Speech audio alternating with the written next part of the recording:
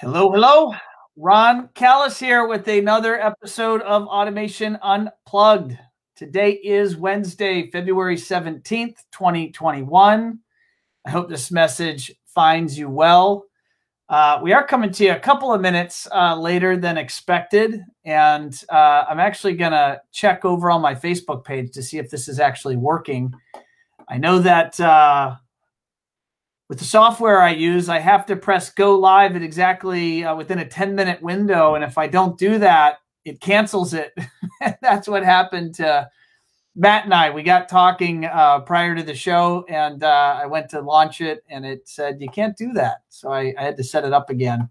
But let me just update my Facebook page to see if that is working. So there we go. All right, I think I did it. All right, I think we're good. So my thoughts and prayers go out to all of our friends down in Texas. I know that it's particularly cold down there.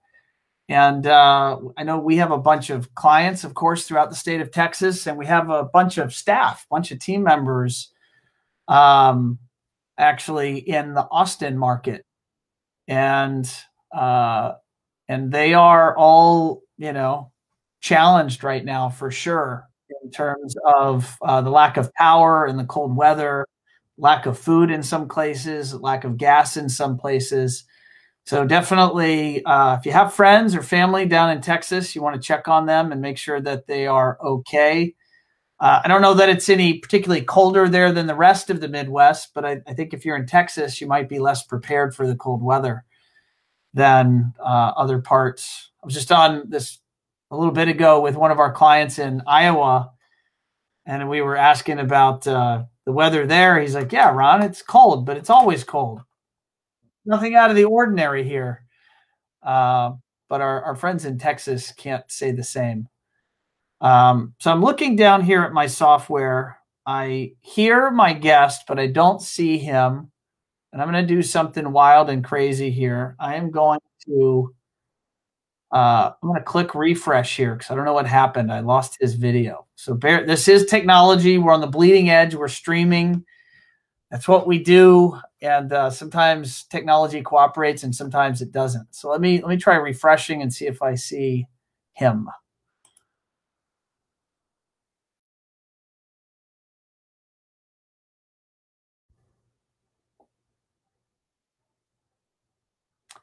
And it does look like I am still with you.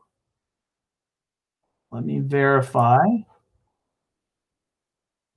There we go. Now I see Matt. There he is. All right. So let me go ahead and bring in before anything else breaks. We're going to do this. All right. Stand by. So our guest today is Matt Cwiokowski, CEO at Avidia. And Matt has been a longtime client of One Firefly, he and his partner. And I'm getting a note over here in Slack from my team. Hopefully they're telling me everything's working.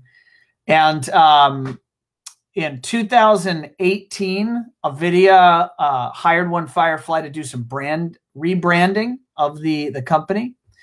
And we had Matt on the show in February of 2019. So exactly 2 years ago. And we are now going to be catching up with Matt, and we're going to see how he's doing. So if you go over to the One Firefly Facebook page, I'm actually going to, let me attempt to set this up. I'm going to show you guys, see if I can get technology to behave here. There we go. So there you go. So you can see here is show number 63. We had Matt on. He had a little less hair in this picture than you're going to see him here in just a minute. I see him down there laughing. And there's the full interview. And what we want to do now is we want to check in with him and see how his business 2 years later. And so that's going to be a lot of fun. So without further ado, let me bring in Matt. Matt, how are you, sir? Good, good. Thank you for having me. Can you hear me okay? I hear you okay. I appreciate you running to the other part of the office where you had connected internet, not versus wireless. And you even overnighted in a microphone to do this. So you're stepping up the game. Thank you. About an hour and a half ago, I had nothing. So I'm glad it worked out. Sometimes you got to just point yourself in the right direction and hope it works out. Sometimes you. So I was looking at your picture on the website. It looks like you've decided to let your locks grow out. Listen, it was a part of the rebrand. Not only company, but personal look as well. Nice. I love it. All right. If you guys are out there watching live, don't forget to like and or comment. Let us know where you're coming to us from. Here we've already got a few folks. We've got Wes, and Wes says, welcome back, Matt. Thank you, Wes. And we have Ellie, and she says, so excited to have you on the show today, Matt. And hey, Ellie is your account manager here at One Firefly. Yeah. Oh, and there you have Jordan, a blast from your past. I thought Jordan was too busy to talk to me. No? Oh, Jordan, what are you going to say to that? Oh, my goodness. Jordan definitely is not too busy to talk to you. Matt, for those that are listening that maybe do not know Avidia, maybe give us a quick snapshot of Avidia, where you're located, and then we'll go just briefly into your background. You've been on the show before, so people can go and listen to the longer extended version of that background story. Give us a little bit of understanding of Avidia, and then we'll dive briefly into your background. We are a 12 people strong integrator based out of northern suburbs of Chicago, Illinois, specializing in high-end new construction and retrofit system designs. Strictly anywhere from Crestron to Control 4, dedicated theater design, and helping ultra high net worth individuals make their dream comes true with their homes. And your background, how did you land where you're at, working with your partner, Kamil, and as the CEO of Avidia? What's your history look like? I think, the history of me getting into industry was when I got out of the high school. It was 3 to 4 years after we migrated to United States from Europe, from Poland, and I was in the process of self-discovery before signing up for college. And technology was something that excited me, and I got into the industry in a very entry-level position, and climb up through many different spots into the top of company management, and then decided that I could do better than the people I work for. And about 11 years ago, in March, it's going to be 11 years, myself and Kamil, we opened up the integration company with Avidia in Northbrook and start our adventure there. Again, climbing through different levels of systems and different levels of quality, and ended up where we are right now. Awesome. Where are you right now? Tell us a little bit about maybe how you finished up 2020, size of the business, just for perspective. I know our listeners generally find that pretty helpful because they're going to compare a lot of the things that you're talking about with maybe who they are or where they're at in their business life cycle. So just as a reference point, 2019 in February, when we had our last discussion, we were roughly 9 years into the business. I would say fairly standard size integrator, I think back then it was 6 to 7 employees, focusing on anything that came into our door.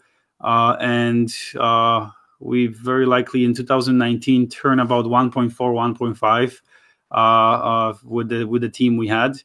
And then the urge came into rebrand, and I think back then we were completely exhausted by just being integrators, any integrators, and we were looking for meaning to what we were doing day-to-day basis. And rebranding, restructuring the company came aboard, and we started that process. And today we are 12 people, going 13 strong, and we closed 2020 at 2.1. So it was a 35% growth from 2019. And we have a humming, very well structured company that has a new image and with a completely different value and marketing in our small territory. How's curiosity? How's Q1 2021 looking so far, or how's the pipeline looking, and how's business as you look forward a little bit? So Q1 this year is very interesting. I would say historically for 10 years of the company, Q1 was the lowest quarter in the entire year. Some years it even got to the critical level where whatever was going on with the market was drying. And this quarter we just bet our best quarter in 2020. So we are, if it goes like this in scale, we're gonna quadruple in 2021. So is that your pipeline looks good, or you've already signed some deals that are already helping you feel confident you're gonna hit some nice growth? Our goal in the previous years, we were doing 90-10 new construction to retrofit. 2 years ago, when we did the whole change of the company, our goal was to do 50-50. Let go of some builders to open up time for marketing and direct to consumers relationship. And right now I can say that we are 50-50. We achieved that goal. And that helped us offset the quiet time from the builders with direct to consumers business. And this month was a 50-50 split and last month, where we had fewer new construction projects, but more consumer projects came in, offsetting the loss, what ended up being a record first quarter in a company year. And just so that I'm clear, and you may have said it, so people listening, they can rewind, but I don't have that luxury. I think I missed it. The 50-50 was in reference to what? To new construction. In our industry, the two split sources of leads are either new construction builders, where you have a relationship with builder and you work directly with them and with the client, versus bypassing the builder and dealing directly with retrofit or consumers' homes, where we go in as a home is built already and fitted with a new system. And our goal was to keep the 50-50 balance between the types of projects we go after every year. Okay, understood. Thank you for clarifying. I want to dig a little bit more into last year, 2020. A lot of the businesses that I talk to every day talk about 2020, and they certainly, in many cases, and I think you felt the same, you had a strong close to 2020. But that Q2, that March, April, May, or maybe March was still part of Q1, but that March, April, May, June timeframe for many was super weird and often led to less contracts getting closed. And then there's some sort of recovery, so that a lot of businesses I've talked to talk about breaking even as success last year, or mild growth, 5-10% growth being success, given what we all faced as business owners. And you grew 35%. How did you do that? No, I think for everyone, the 2020 was a crazy year, weird year. A lot of guessing, not much predictions from what was going on. Back in March, when we went, they closed us up in Chicago in March, I think 16th. We were one of the first states or cities to be closed down.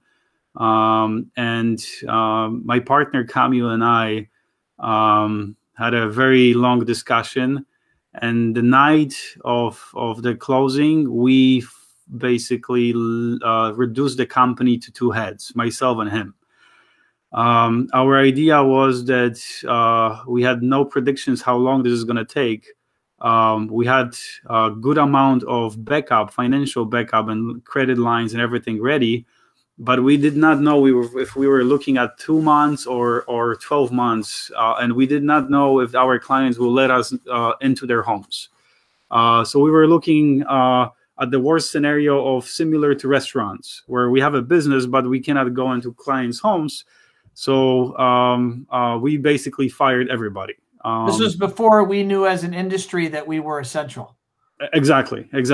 And for 3 weeks, me and him were, driving, hiding on the streets, going into clients' home and installing for clients that wanted us in, and then trying to keep up the company.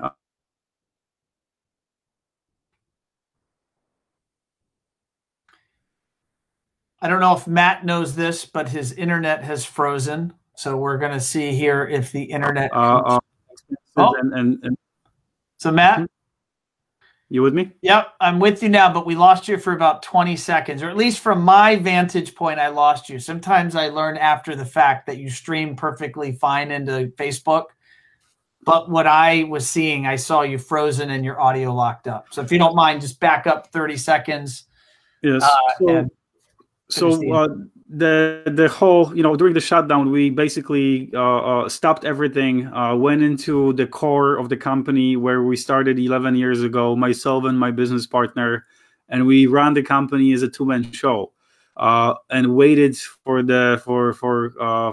markets to recover, or at least give us answers of what is going to happen. And then, things started cleared out. We started getting people back in. In a matter of a month and a half, we had the entire crew back in, and we started growing. But why I'm mentioning this is I believe this was an eye-opener for us, a bucket of cold water, where we knew we were not comfortable, and we knew we had to make aggressive steps in order to survive the upcoming months. And also it enabled us to save money. It sounds crazy, but during the first 2 months, when we reduced the company to 2 people, yes, we were working 22 hours a day, but we were able to secure even more funding in order to secure the upcoming months. So we eliminated the fear. There was no more fear of crashing because we had the backup. And then we started aggressive marketing. It was a time where you approached me with Google advertisement, Google marketing, true marketing, and we selected a few campaigns, and we went in, not even realizing how critical some of the things we do will be. I will also say that the benefit or the growth factor can be contributed to our service department. 2-3 years ago, we started memberships, providing in-house service and remote service as a membership. And as a company, I can say the best part of Avidia is our service department. The attention we give to clients, the service we provide, and when the clients were locked at their homes, we were able to successfully remotely service them, as well as provide on-site service from people they trust. And that trickled down to upgrades, changes. Back, September, we basically shut down the company for 2 months, and the only thing we were doing is Wi-Fi. One week, we get so many calls from our existing clients and new clients on Wi-Fi setup. I basically had to postpone all the different sales because we were trying to contribute to our neighborhood and make sure the families and the kids were ready for the school. And majority of the clients woke up that their Wi-Fi was not working well the first day of the school, on September 2nd or whatever was that. So for 2 months, the only thing we were doing is installing Wi-Fi, and nobody cared what brand, whatever was available, we were buying and installing. And that was a great contribution to the neighborhood and to our clients. And we were lucky that we have a very good IT background from an installation and design perspective.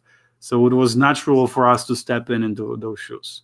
Yeah, you mentioned a number of things I know I want to peel the layers back on. But before I do that, I just want to respect some of the questions we've already had posed from the audience.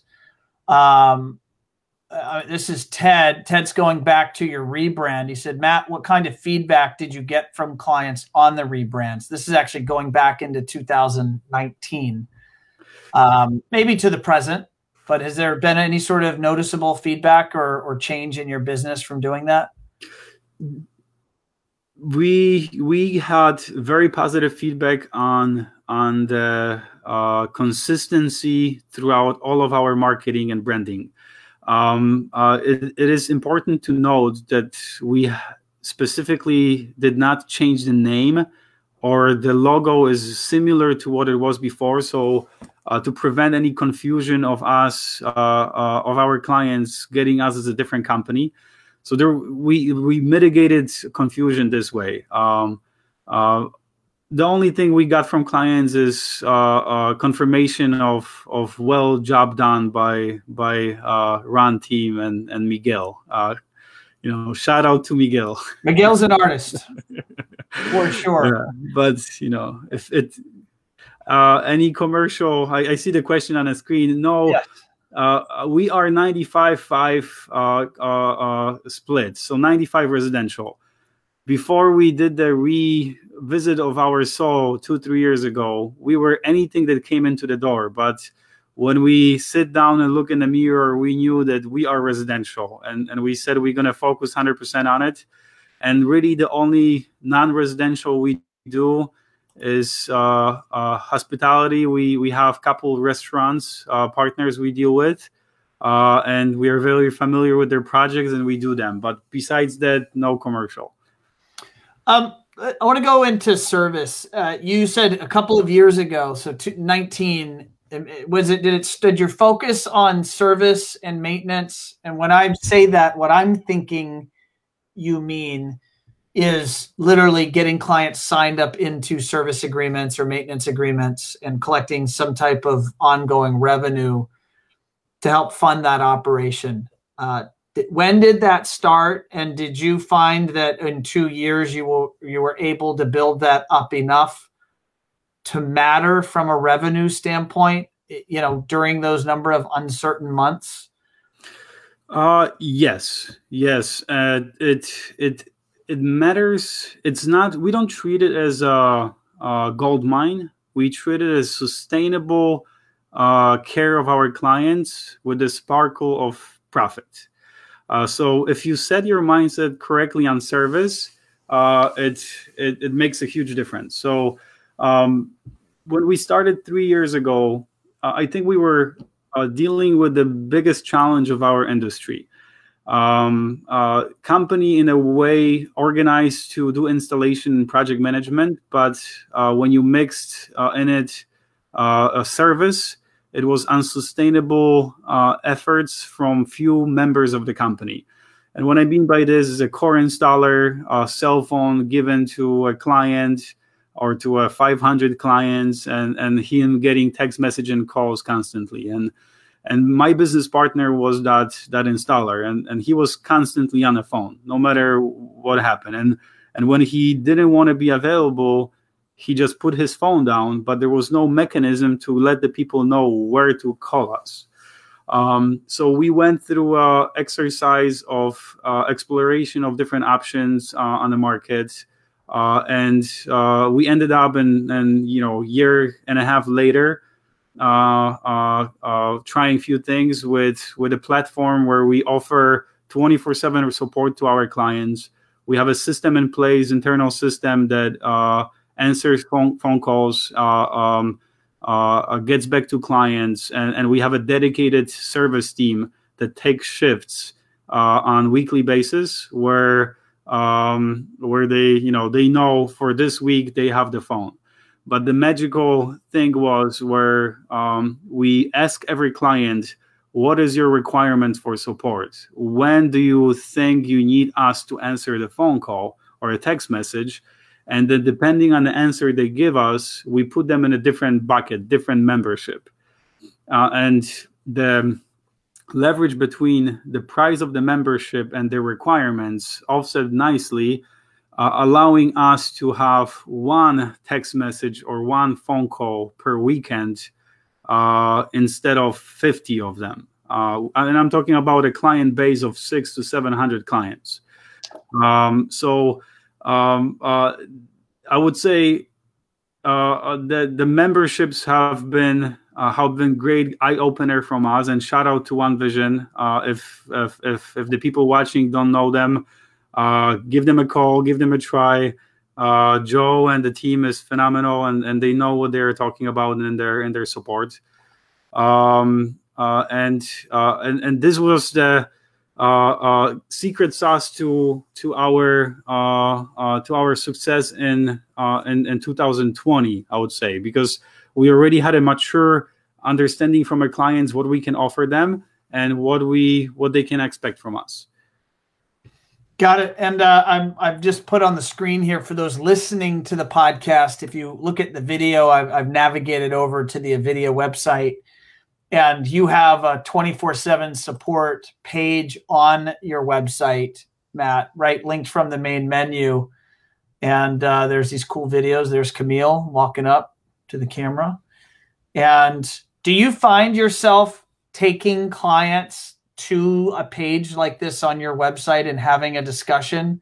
And I'm really speaking from a communication standpoint. You know, your prospects that are looking at potentially doing business with Avidia, and or your clients that have signed on to a contract. What role, I'm curious, I haven't asked you this before, do you send people to your website to look at this content, or is this more just for people investigating your company? Every time. This is, I don't think anybody pressed on the sign up button, but I use this as a go-to place where we describe like a cheat sheet during a meeting with the client. It's a great way to go on our website, show them the resources, as well as talk about memberships.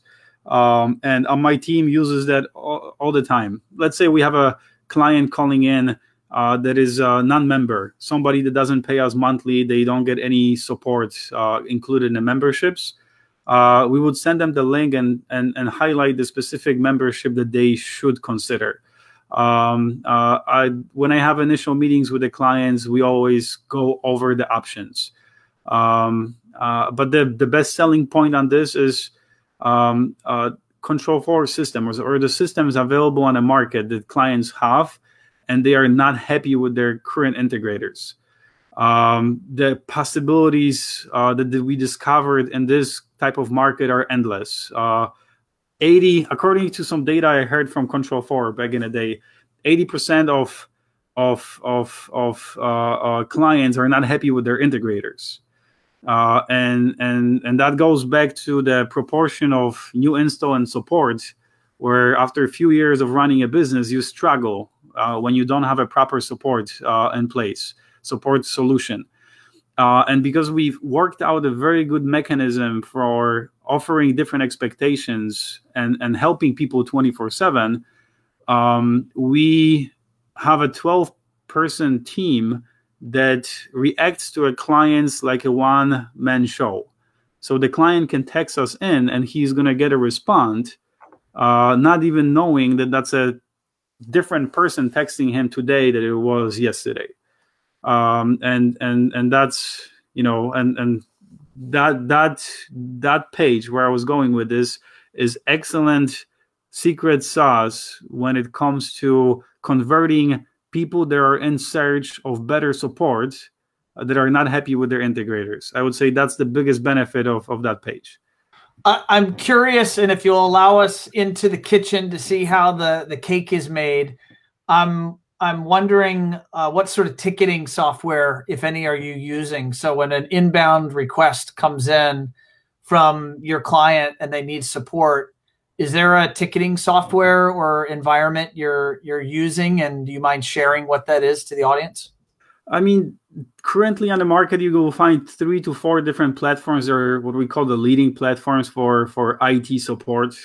If you're an integrator and you're looking for something, you specifically want to use IT support ticketing systems.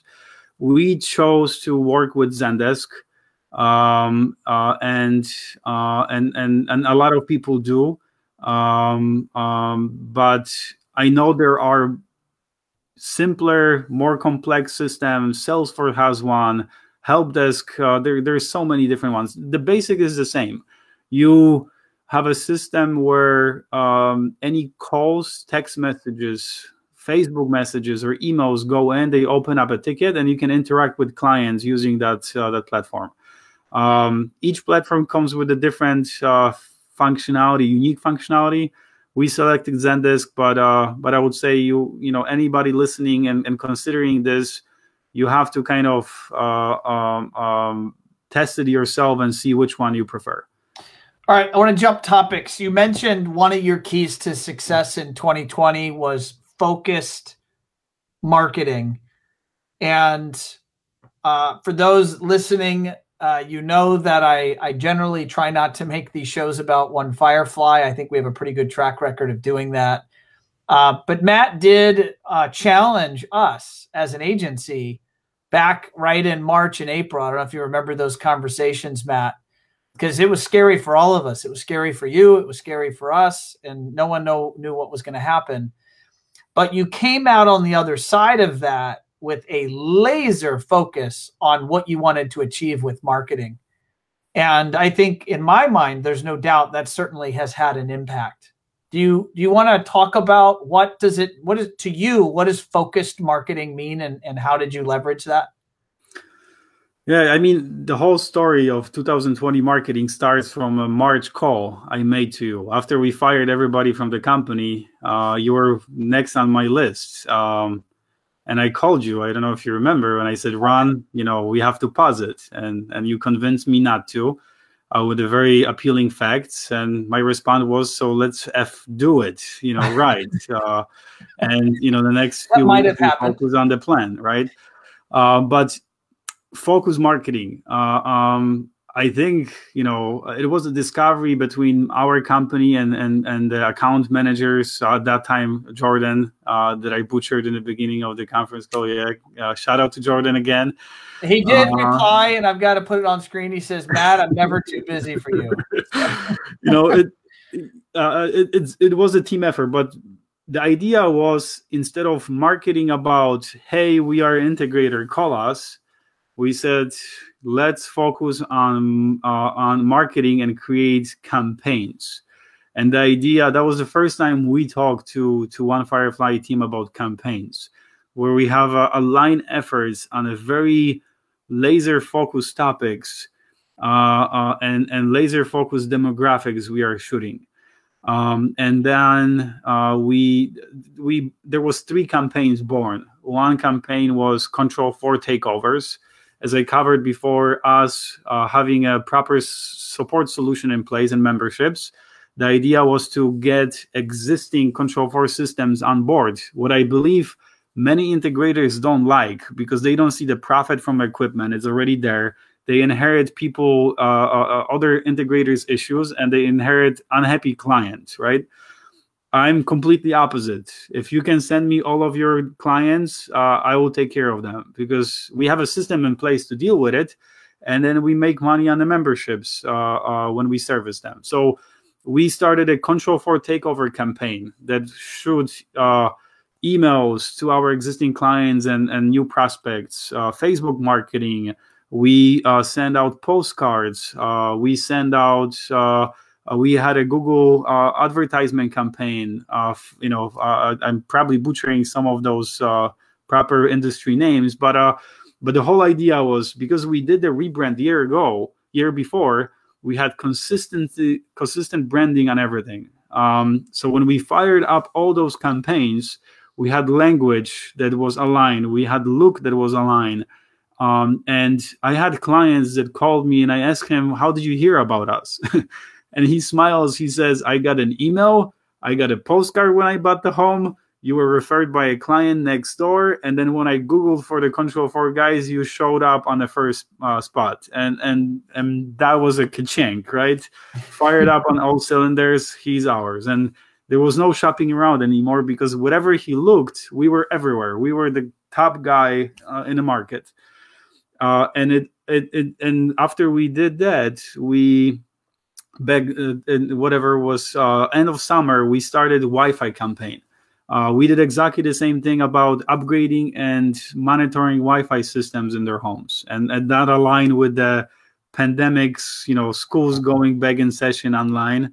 And then after that, in November, we just, as you were showing, we started home theater campaign. So instead of just putting money on marketing and say, hey, this is a minimum, let's do it and let's see what happens, we started focusing on campaigns, creating one after the other with the resources. And every campaign we started had a positive ROI.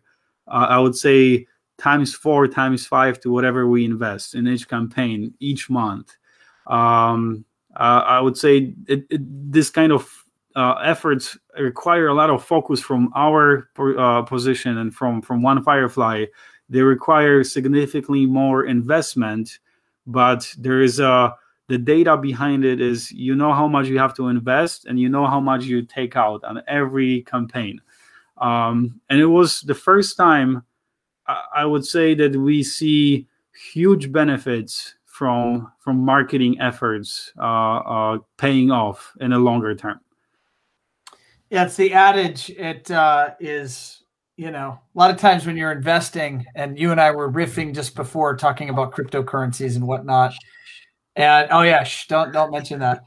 And that'll be our secret. But the adage is, slowly and then all at once. And so a lot of times investing in marketing feels very slow, certainly as you're building a brand and building up positions and platforms around the internet. And then, there reaches a point for most of us as business operators where, you're getting good, steady lead flow, and you talk to the customer and they go, yeah, I see you guys everywhere. The reality is you're not everywhere.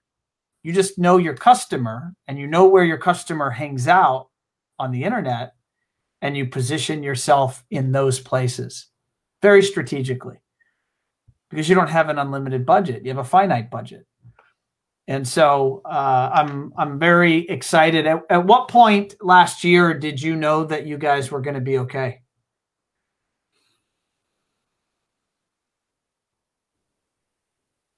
December 31st? I would say I think we never stopped. I think, when we took a breather was somewhere mid-January, because I was so concerned about the winter of 2021. And when I saw the pipeline in December, I was saying, it's going to die. It's going to die. It dies every year. But because I study whatever happened, what's different between 2021 and 2020 when we had another dead winter, the only thing we changed was the marketing. So because we have a consistency in marketing campaigns, my pipeline and the incoming leads are exactly flat, meaning I see, okay, I'm putting this much in from marketing budget, and I take out 10 people calling me in this week. And whatever I can do with that is my secret sauce and, my magic. But the campaign does this. And until mid-January, I thought it's going to happen, but then the leads continue coming in. I was continually busy with sales, and I would say we are mid-February, and it's not slowing down. 2 minutes before this conference call, I got another Control 4 takeover, from the same campaign. So it's happening. We are seeing a flat lead coming in. What is a great way for us to stabilize cash flow for the 2021 and guarantee a record year. No, that's amazing. Thank you for sharing that. I want to give a shout out. We have Jesse Silva. He's been a guest on the show, and he stopped by. He says, hello, Ron and Matt. So hey, Jesse. Thanks, Jesse, for stopping in. Let's talk 2021. what is the outlook like in Chicagoland in your marketplace? I know you said Q1 sounds like it's going to be record breaking. I am hearing that trend, not everywhere in the United States and Canada, but I'm hearing it in many markets that this quarter is a really good quarter for everybody. But when you look into your crystal ball for the year, what are you seeing? I would say another unpredictable year. There's so many different factors. What is going to happen when are we going to open up?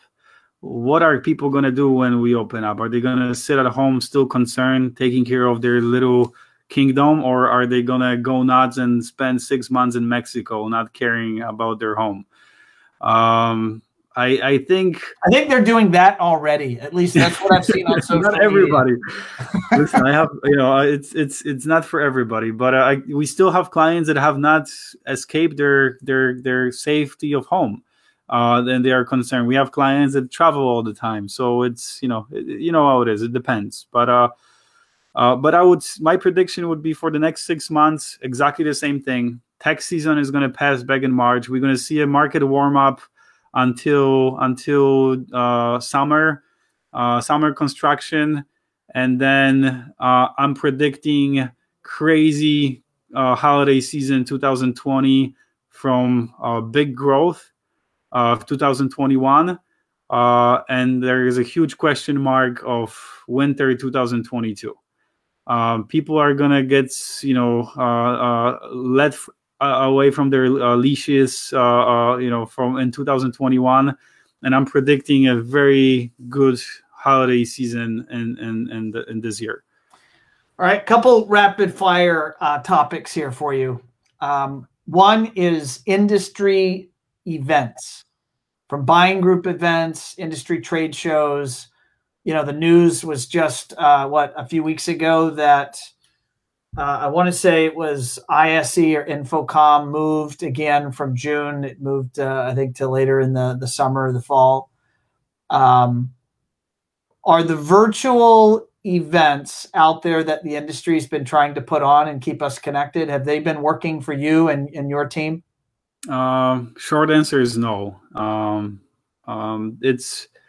It's nothing different than watching a video on a website. I would rather send an email with 10 minutes deck of what we should know about each brand than logging into those events. I'm a big believer in human to human relationships, and the only reason why I was going on those shows was to interact directly with people, get to know them, and have that one-on-one conversation. And the product demonstration was secondary. So instead of doing the events, we schedule one-on-one calls, video calls with our vendors, and have a 1 hour discussion on what's new, what we need, what they need from us. And that works out much better than spending 1 week of time on a screen watching of random stuff.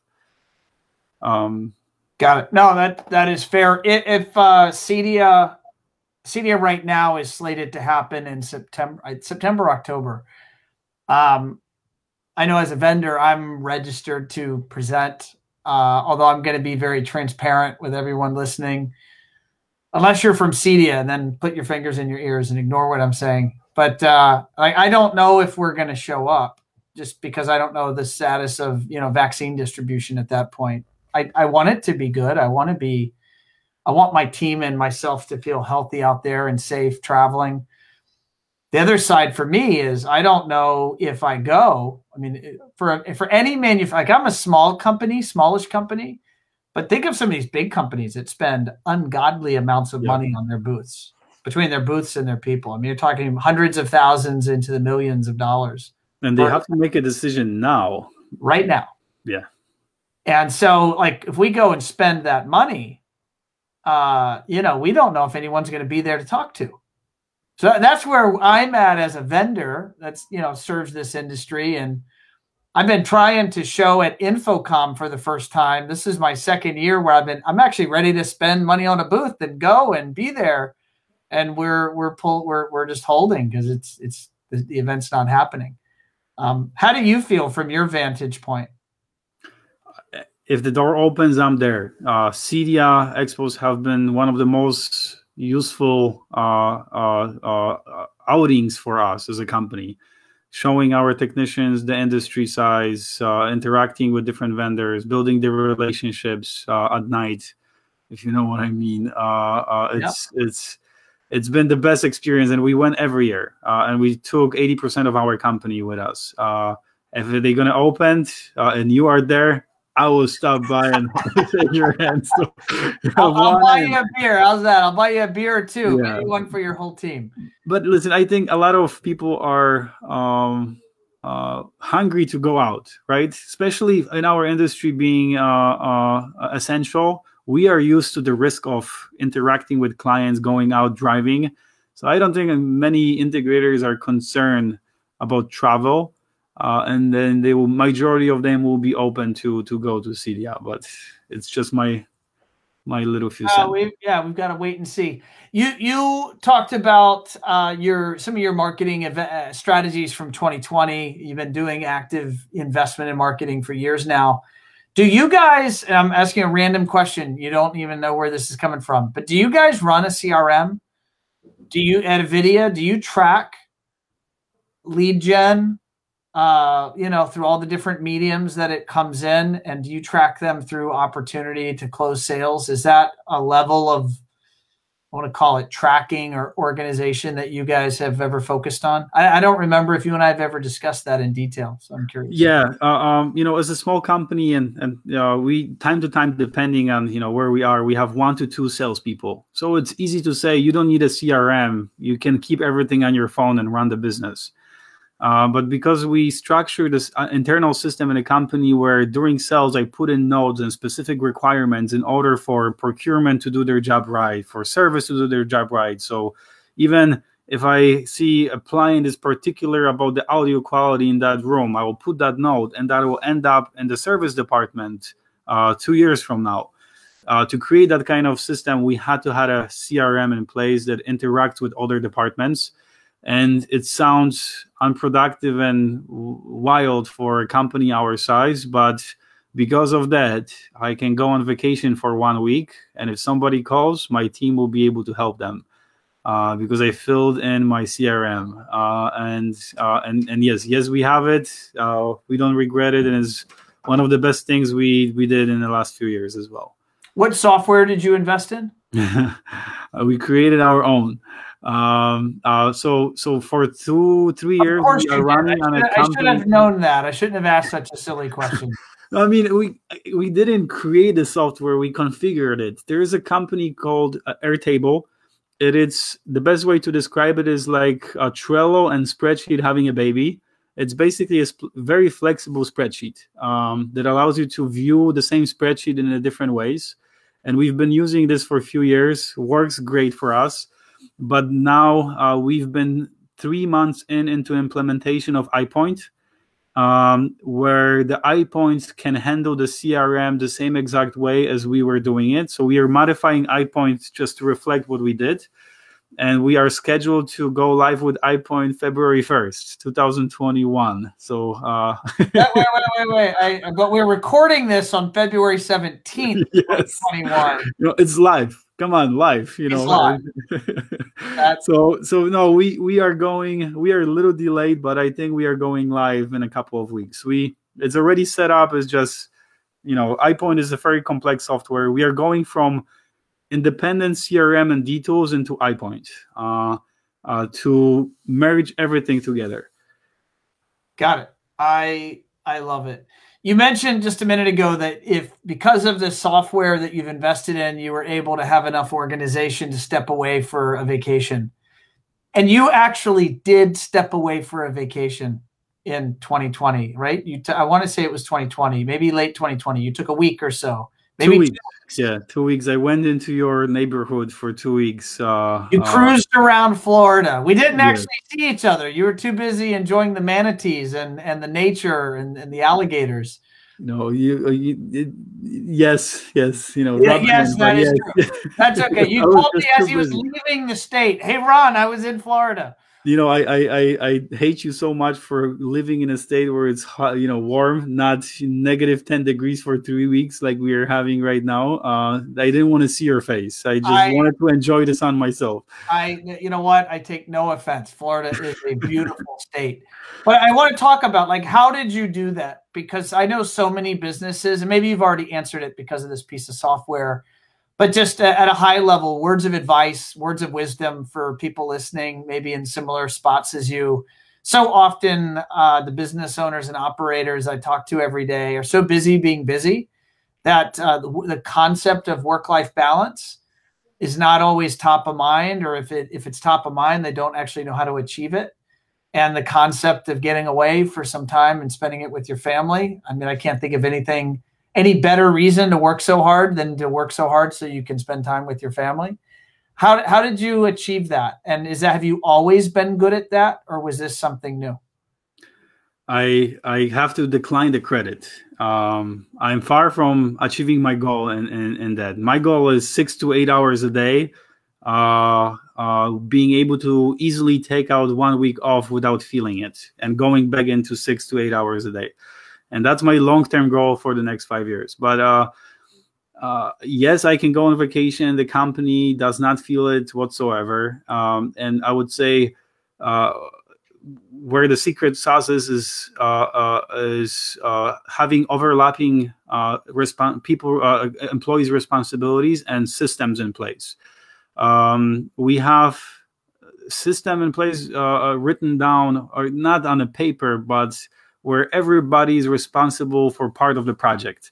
If I sell the project and I sign it, I assign to a group of people that is always, we always try to do 2 people responsible for one thing, because if one of them is on vacation, we don't want the system to crash. And having 12 people only, it's a fairly complex test to do. If we had 50, we could have 2-3 people for the same task, but not in our case. So every part of the project is somebody's responsible for. If they are not at work, they make sure that the other person knows about it and that they are responsible for it. So if I left on 2 weeks vacation, there was a sales person that was dealing with other leads, but they knew that if my client called or emailed, they could look in a CRM and see the conversation we had and then respond. And if my project that I signed day before my vacation, I put it in billing, the billing department knew that they had to follow up to get the money for the down payment. And if they receive the payment, they don't have to bug me. They push it to the procurement and they start ordering parts. Project management gets the red light, green light that the project came in and is paid for. They reach out to their client, introduce themselves, and the ball rolls, right? I'm only responsible for part of the company. And then the service department, I never deal with service unless it's, critical circumstances. So I don't have to worry about it. So secret sauce, segregate your company into buckets and make sure you have good people responsible for each bucket. Lesson from Ron Collins. I don't know if you guys know them. Love it. Love it. One last, I'm looking at the time. I'm mindful you got places to go and stuff to do. I know that you shared with me, and I think, again, I love to try to put ideas out or lessons for people that may need to hear it or want to hear it. You've started a process of trying to figure out how to invest some money for retirement. And you're at a place where you felt that I would challenge you should have done that from day one of your business, but you're in a mode of figuring that out today. Where did that self-discovery come from to lead you to say, I need to start figuring this out? I for 10 years, every 1st of January, I was bummed because I didn't invest year before. And then when I was 31, so 4 years ago or so, I don't even remember how old I am. I don't usually remember how old I am either. But then I had this moment of realizing something. I am in a position a little bit different than majority of the people in this country. My start point of or being born in the US was when I was 16. My family did not have a penny when they came here. There was no foundation. So I started to appreciate where I am, and I planned it out when I'm going to be investing, what financial goals and what business goals I have to achieve before I'm ready to invest. Am I behind at 35? Yes. I should be investing since I was 21, and I will then make sure my kids are investing when they're 21. But I didn't have this luxury. I was not, I didn't inherit money from my parents. I didn't have the relationship. It was all had to be built out. So you didn't have a mentor teaching you and telling you to do that. No, I didn't know, American, financial way of thinking, schooling, and I was more focused on building my family, my business, growing the roots in this country than investing. But right now, this is the magical year where I promised myself 3 years ago, here are the goals you're going to make happen. And then here's when you're going to invest. And a year ago, I started educating myself. And in 2 months, April 1st is the day where is the latest that I have to put my first 15% in for retirement. And I'm not going to bore you, but there is a full system I developed in my head. But this is the year. This is the year, and it has nothing to do with the market or it's just, if you're listening, you're younger than me, do it. But don't wait. But I just had to grow in my life into that point. Well, I congratulations. And yes, I've here at One Firefly, I have at least a session or two every year where I try to recommend that our team invest for their retirement. We support them with some, matching funds in an IRA, and to try to give further incentive to have them do that. And it's hard to see it when you're young and you think of all the other places you could spend that money. But when you start to, I'm still young, but you start to look ahead and you now start to question, are there more years ahead of me or than behind me? You see that, it's wise to have those funds set aside in smart places. So I commend you for starting to figure that out. And if there's anything I can do to help you, you know that I'm here for you. So Matt, thank you again. We're wrapping up here right around an hour. It's been 2 years not since you and I talked, but 2 years since you came on the show. So I want to thank you for coming on. This is episode 158. So almost, we should have timed that better. We should have made it exactly 100 shows between the last time you were on and today. But we got that pretty close. For those that want to follow you or get in touch with you, what's your best way to do that? Listen, I always say, I get reached out after the CE Pro covered us. I would say every month or so I get an integrator reaching out. Please feel free to call me, email me, LinkedIn, whichever it is. I always provide input, helpful information, the directions, how to do it, how we did it. Any way I can help any of the integrators listening, make sure you reach out. And you can reach out to anybody on One Firefly, and they will give you my direct contact. You can find me on LinkedIn under Avidia, Avidia, and from there we will connect via cell phone or a phone call and talk. But never hesitate to contact me if I can be of any assistance.